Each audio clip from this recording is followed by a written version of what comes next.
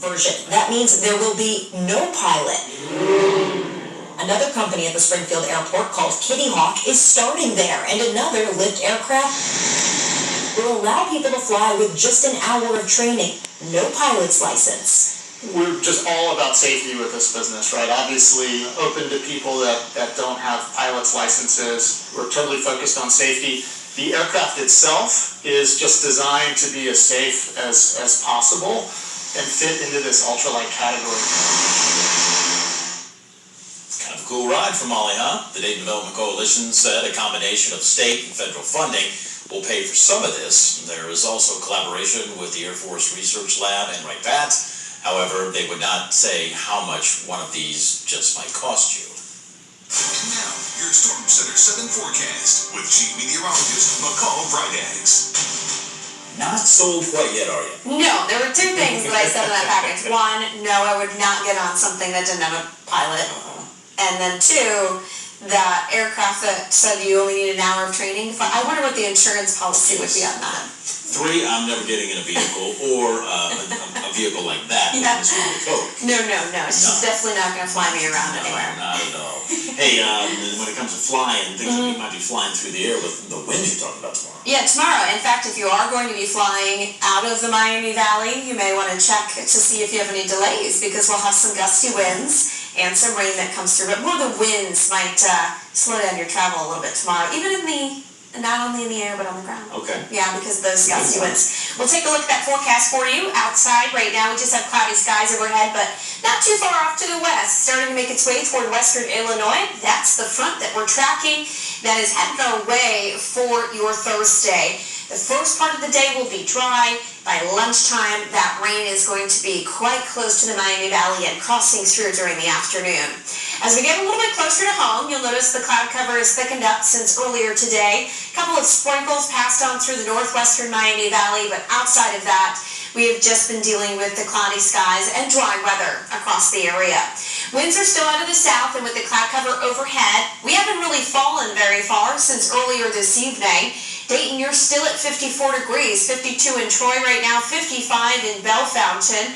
Average daytime high should be at about 56 degrees, so we are well above normal for an overnight temperature, and we're only expected to drop down close to 50 for late tonight, early tomorrow.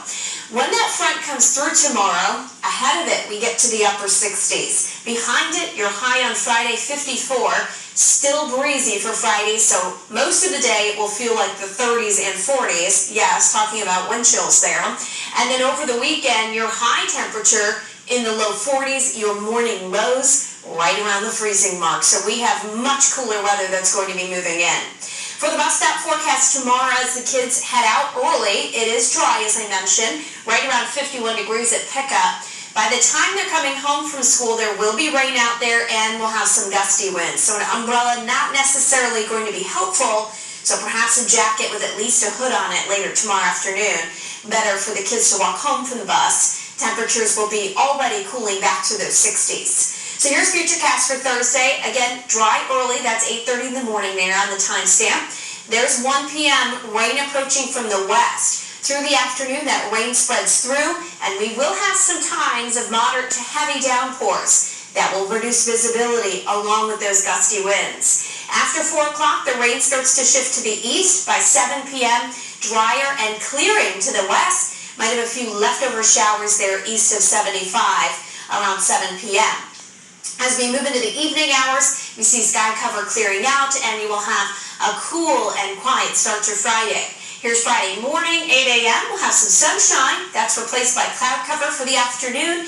And then into the evening, a couple of light passing rain showers. May switch to a few flurries as this all wraps up into Friday night.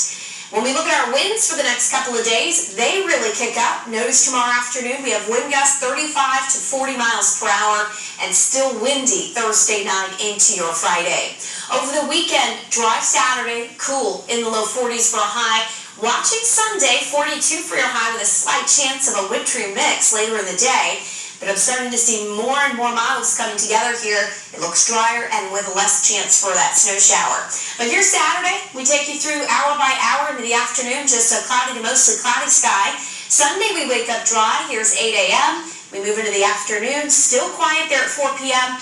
By evening, early overnight hours, a couple of sprinkles come through and might get a few flurries on the backside of that system. Other than that, we're looking just at a chilly and overall cloudy weekend. Next week, we get back into those 50s by Wednesday. James. Thank you, McCall. The American Heart Association wants to make people aware of the challenges facing female veterans.